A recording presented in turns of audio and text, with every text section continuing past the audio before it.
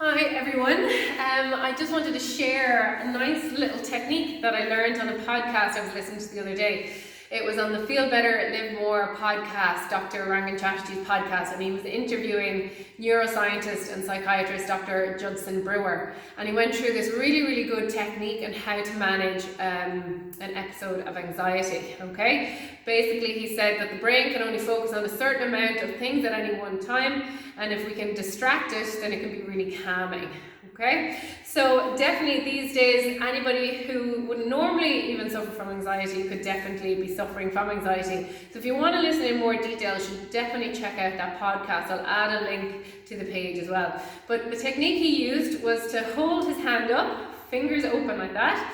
Use your other hand, just one finger, and as you breathe in, trace a line up the side of one finger, and as you breathe out, trace it down to the inside of the finger. Breathing in, tracing up, breathing out as you slide back down. Nearly following the waves of the finger. Breathing in as you go up, breathing out as you lower back down. Breath in and out, and breath in and out. Okay, so there's loads and loads of different breathing techniques that you can use for anxiety. I really like that one because you don't necessarily need to be looking at a screen. You could be standing in a queue, you could be sitting in a waiting room, you could be at home on your own. It doesn't really matter where you are. You have your hand, you're looking at your hand, you're feeling that tactile stimulation as you slide your hand along, and all of those different inputs that your brain is focusing on distracts us from that sense of anxiety that can build, and it can be really calming. You can just do one set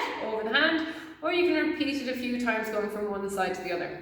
I've had my two boys practicing this one at home. It's a really nice one for any age, and I definitely think it's worth a shot if you feel at any period that the anxiety just starts to get a little bit uncomfortable or unmanageable. Is that okay? Other than that, stay safe, and I'll put a link to that podcast. It's a really interesting listen if you do or are currently suffering from anxiety. Okay.